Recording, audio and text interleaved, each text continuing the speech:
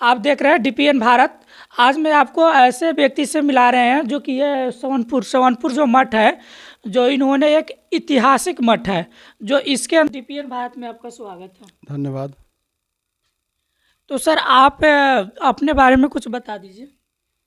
मेरा नाम दिनेश कुमार सिंह हुआ। मैं बरुआ खुर्द का निवासी हूँ और समनपुर मठ से हम लोग बहुत दिन से जुड़े हुए हैं।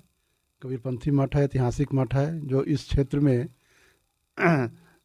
शांति प्रिय लोगों के लिए ये मठ काम करने का काम करता है और किसी भी तरह के अन्याय अत्याचार का सहन नहीं कर पाता है और लोगों को सुख समृद्धि की ओर बढ़ाने के लिए हमेशा तत्पर प्रयासरत रहता है।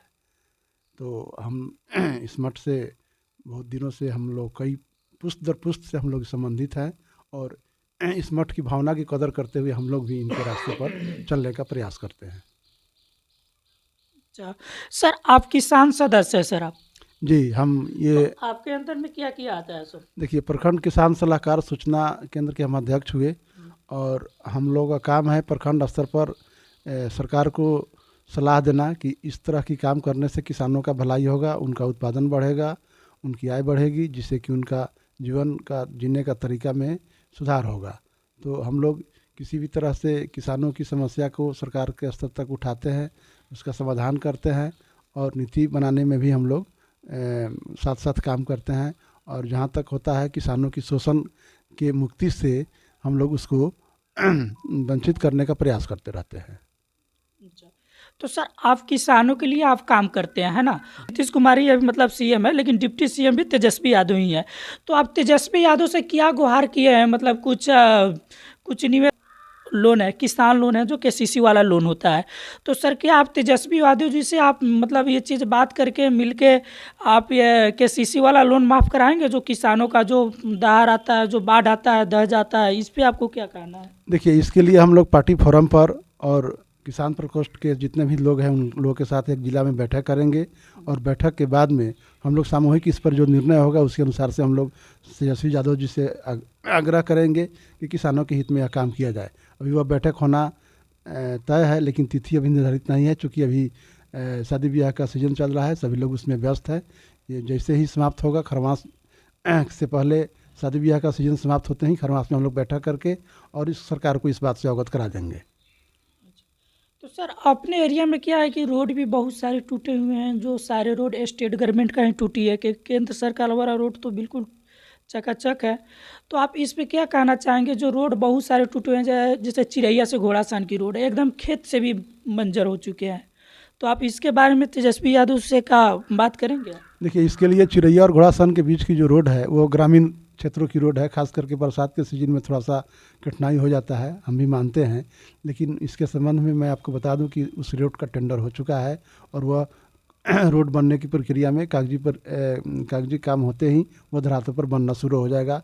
लोगों का मोटरेबल अभी है, आवागमन चालू हो जाएगा। इसके लिए आप लोग निश्चिंत रहिए, ये बहुत जल्द इस रोड का कार्यक्रम शुरू हो जाएगा। अच्छा, तो सर आपको कब तक अनुमान है कि कब से मतलब उस रोड पे काम स्टार्ट हो जाएगा? 2 महीने 3 महीने बाद कुछ अनुमान है? हमको लगता है कि मार्च से पहले उस पर काम शुरू हो जाना चाहिए। अच्छा, चलिए ठीक है। तो ये सर ने हमको बताया कि जो घोड़ासान चिरैया का जो रोड है, घोड़ासान चिरैया का जो रोड है, जो लोगों को काफ़ी तकलीफ से आना पड़ रहा था, तो उस पे आज के जो इन सर से बात की है, तो इनके मुताबिक जो मतलब कही जा रही है कि मार्च से पहले पहले जो चिरैया का काम जो रोड है उस पर काम होना स्टार्ट हो जाएगा।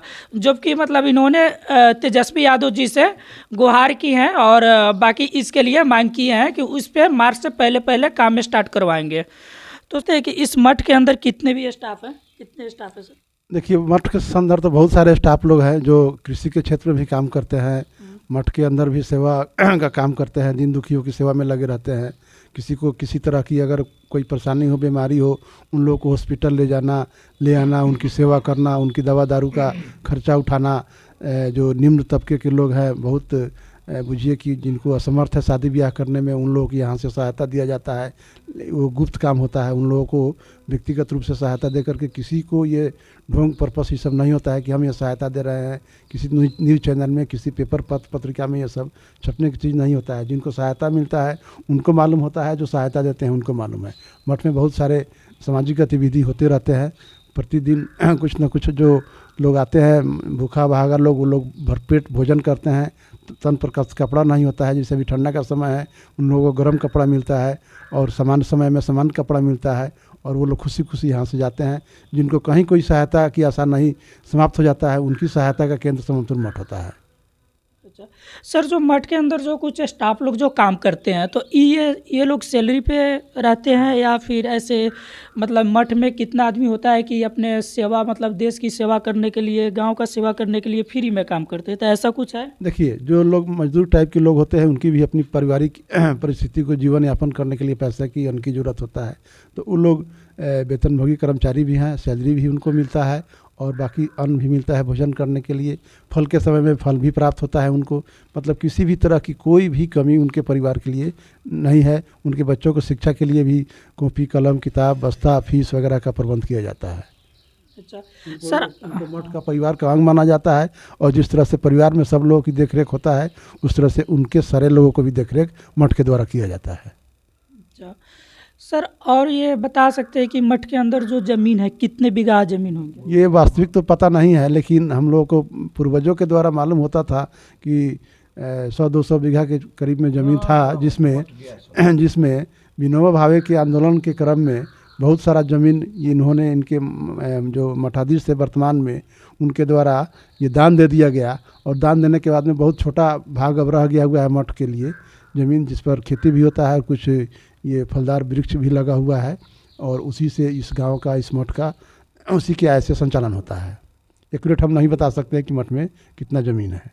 अच्छा, हमको टोटल निचोड़ जो होता है, टोटल ये मतलब बात करने से यही मतलब मालूम चला कि इस मठ से जितने भी कमाई होते हैं, इस गांव का गरीब लड़की का जैसे शादी होता है उसमें दान दक्षिणा दिया जाता है, किसी का श्राद्ध हुआ उसमें थोड़ा दान दक्षिणा ये मठ के तरफ से किया जाता है। जो गरीब है, लाचार है, तो इस मठ के द्वारा जो उनकी जितना हेल्प हो सके उतना हेल्प की जाती है मठ के द्वारा। तो ये मठ जो है गाँव का कहीं ना कहीं हमको लगता है कि यह गाँव, मतलब जो गाँव है, गाँव का जो एरिया है, इसके आसपास का गाँव है, तो वो सबका हेल्प मिलती है इसके कमाई से। और ये है कि इसमें जो आरजेडी है, जो आरजेडी इसके संपर्क तेजस्वी जी से मतलब मांग वगैरह करते हैं कि मेरे एरिया में ये काम होना चाहिए, वो काम होना चाहिए, जो इनकी मांग पूरी होती है। तो दोस्तों यही है कि मतलब जो गरीबों का कल्याण होता है, एक तरफ से आप देख लीजिए कि इस मठ से इस गांव का, इस समाज का कल्याण के लिए यह मठ बनाया गया है और जो कि इस मठ से काफ़ी गरीब और लाचार आदमी को हेल्प मिल चुकी है। और हेल्प आके सर आप बताइए कि जैसे बड़े बड़े स्थल पे आप जो काम किए हैं तो इसके बारे में कुछ बताइए जो जनता को सुन के एकदम मतलब अच्छा लगे। देखिए, ये चीज़ आपके सामने प्रत्यक्ष है। समनपुर मठ के द्वारा तो हमेशा छोटा छोटा काम किया ही जाता था सामाजिक स्तर पर, लेकिन इसके साथ साथ जब हम लोग ये अन्य सामाजिक लोगों को उत्थान के लिए जब हम लोग कार्य करना शुरू किए तो उसमें आपके सामने है कि समनपुर मठ के द्वारा ये जो आप सामने रेलवे स्टेशन देख रहे हैं, रामरूप नगर हॉल्ट, ये मठ के प्रयासरत से ही यहाँ स्टेशन का हॉल्ट का निर्माण हुआ है। और इससे पहले यहाँ के लोगों को काफ़ी कठिनाइयाँ होती थी ये स्टेशन पर जाना, जिसे यहाँ से घोड़ासर स्टेशन की दूरी लगभग 7 किलोमीटर है, चैनपुर की स्टेशन 4 किलोमीटर की दूरी पर है और गांव में अपने घर में स्टेशन होने की वजह से यहाँ की बहू बेटी को काफ़ी मतलब कि इज्जत के साथ और ये सहूलियत मिला, जिससे कि कहीं भी आने जाने में और किसी भी रात में उतर करके अपने घर में आने में इससे बड़ा और सुविधा क्या चाहिए। यहाँ के लगभग सीमावर्ती 3-4-5 गांव के औरतों का जो ये मान सम्मान बढ़ा है, ये इतिहास में मतलब कि लिखने जोग है, यह स्वर्णाक्षरों से लिखने जोग है। और इसके साथ साथ सोनपुर के द्वारा शिक्षा जगत में मध्य विद्यालय का निर्माण किया गया है। मठ के द्वारा ये ज़मीन दे करके ग्राम पंचायत भवन का बिल्डिंग बना हुआ है। उच्च विद्यालय +2 का भी आज ये जो हुआ है, उसमें भी सोनपुर मठ की योगदान है, जो ज़मीन देने का काम किया गया है। लोगों के इलाज के लिए स्वास्थ्य विभाग को घर बनाने के लिए मठ के द्वारा ज़मीन देकर के हॉस्पिटल बनाने का काम किया गया है। सारे लोगों के घर में ये मतलब बिजली पहुँचे, इसके लिए कहीं प्रखंड में कोई ज़मीन देने के लिए तैयार नहीं थे। उसमें भी सोनपुर मठ के मठाधीश महंत विनोद कुमार दास के द्वारा बढ़ चढ़ करके हिस्सा लेकर के बिजली का ये जो पावर ग्रिड बनाने का काम किया गया है। और इसके साथ साथ सारे दुनिया से कनेक्टिविटी लोग रहे, इसके लिए मतलब कि BSNL का टावर, जियो का टावर, एयरटेल का टावर के लिए भी इन लोगों ने ज़मीन को अपना प्रोवाइड करा है, जिससे कि सारे लोग दुनिया के कदम से कदम मिला करके चलने में ये सहायक हो सके। तो समाज के लिए, गांव के लिए मठ काफ़ी मतलब अपना काम करते रहती हैं। लेकिन इसके बल में जो लोग, कुछ लोग थोड़ा सा षड्यंत्रकारी लोग हैं, जो लोग सोचते रहते हैं कि कैसे क्या किया जाए कि समाज में विखंडन हो। मठ कभी तोड़ने का काम नहीं किया, हमेशा जोड़ने का काम किया है। क्योंकि मठ में कोई ये परंपरा नहीं है शादी ब्याह करने का। इनके पास जो जीवन है, इनके पास जो आय है, जो संपत्ति है, ये सब आम जनता की सेवा के लिए है। इनका अपना व्यक्तिगत निजी कहने के लिए कोई नहीं है। और इनका भी उत्तराधिकारी मतलब व्यक्तिगत अपना लड़का ना होकर के इसी समाज से, इसी जगह से, इसी अपने देश दुनिया के लोगों से, जो लोग सेवा भावना से ओतप्रोत होकर के आएंगे, उनकी फिर इसमें आपको आगे बढ़ने का संभावना बरकरार खुला हुआ है। इसमें कोई वंशवाद नहीं है। सबसे बड़ी बात यह है। पता है स्कूल वगैरह यहाँ पे बहुत सारे बन गए हैं ना, जो गवर्नमेंट के। तो हम सर ये कहना चाहेंगे कि आप ये तेजस्वी जी से या नीतीश कुमार जी से आप गुहार करेंगे कि हर स्कूल के अंदर सीसीटीवी कैमरा लगनी चाहिए और सीसीटीवी कैमरे के अंदर में कैद होना चाहिए कि कौन टीचर कौन सा सब्जेक्ट पढ़ाता है, इसकी रिकॉर्डिंग होनी चाहिए और सब्जेक्ट बाई सब्जेक्ट पढ़ाई होनी चाहिए। जिससे मान के चलिए जो गरीब के जो बच्चे हैं वो स्कूल में आते हैं, सरकारी स्कूल में ही आते हैं, कोई प्राइवेट स्कूल में नहीं जाती है। तो इसके बारे में आप क्या कहना चाहेंगे कि आप सरकारी स्कूल को प्राइवेट से भी। देखिए, ये तो बहुत बड़ी बात आप कहे। ये तो टेक्नोलॉजी की दुनिया में सीसीटीवी कैमरा एक अनोखा काम कर रहा है। हम लोगों का काम है समस्या को चिन्हित करके सरकार तक पहुंचाना या पदाधिकारियों तक पहुंचाना, और उसके बाद में ये सरकार की भी अपनी एक संसाधन का सीमित दायरा होता है, उसके अनुरूप वो डिसीजन लेवे करेंगे। ये आप कहना सही है कि सीसीटीवी कैमरा लगने से लोगों की जो है वो मतलब कि शिक्षा का गुण स्तर और समय, ये सब कुछ मतलब बच्चों के हित में हो जाएगा। सही है, लेकिन सरकार के भी अपनी संसाधन है और अपनी सोच है। हम लोगों का काम है पहुंचाना, निर्णय लेना सरकार का काम है।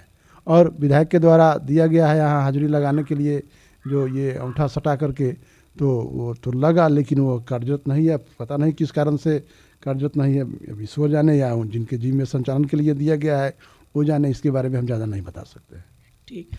तो तेजस्वी जी से मेरा यही गुहार है कि मतलब हम तेजस्वी यादव जी अगर मेरा वीडियो देख रहे होंगे या फिर उनके जो भी ऑफिस वाले व्यक्ति, तो हम तेजस्वी यादव जी से हम यही मतलब कहना चाहेंगे कि अगली बार अगर आप मंत्री बनने का ख्वाब देख रहे हैं तो आपके सपोर्ट में भी बहुत सारे जनता है, आपके सपोर्ट में बहुत सारे जनता है। आप अभी डिप्टी सीएम हैं, तो आप डिप्टी सीएम का पावर दिखाइए और कुछ छोटा मोटा आप अपने जो एरिया में जो छोटा मोटा जो मतलब काम बाकी रह गया है, इसको आप डेवलप करके आसानी से आप मुख्यमंत्री आप बन सकते हैं बिहार की। तो आपको जनता तो बहुत सारे सपोर्ट भी कर रहे हैं।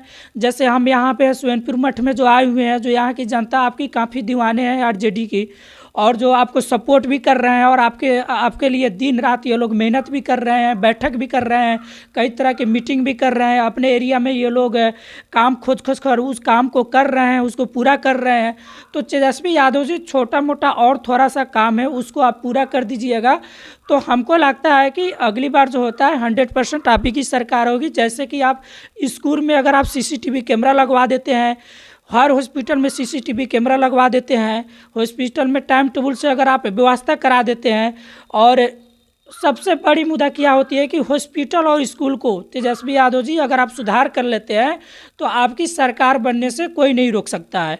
और जो तेज प्रताप जी से हमारा यही गुहार है कि उन्होंने पर्यावरण का उन्होंने मंत्री बन चुके हैं, जो अभी वो प्रेजेंट में है मंत्री है पर्यावरण का। तो पर्यावरण का मतलब होता है कि जैसे कि हमारा जहाँ पे पेड़ वगैरह नहीं है, वृक्ष वगैरह नहीं है, तो वहाँ पे आप पेड़ लगाइए। आप जैसे वहाँ पे पेड़ लगाया जाए। और दूसरी बात ये होती है कि जैसे कि ये काम बता रहे पर्सनल आपको हम मैसेज भी कर देंगे, जैसे कि हर खेतों में एक पेड़ होना चाहिए, हर खेत के एक कोने पे एक पेड़ लगा दिया जाए और बाकी में उन्होंने फसल किया जाए। इससे क्या होगा कि हमारे जो पर्यावरण है वो बढ़ते जाएगा। जैसे पर्यावरण बढ़ते जाएगा, जितना पर्यावरण मतलब शुद्ध रहेगा उतना लोग बीमार नहीं होगा।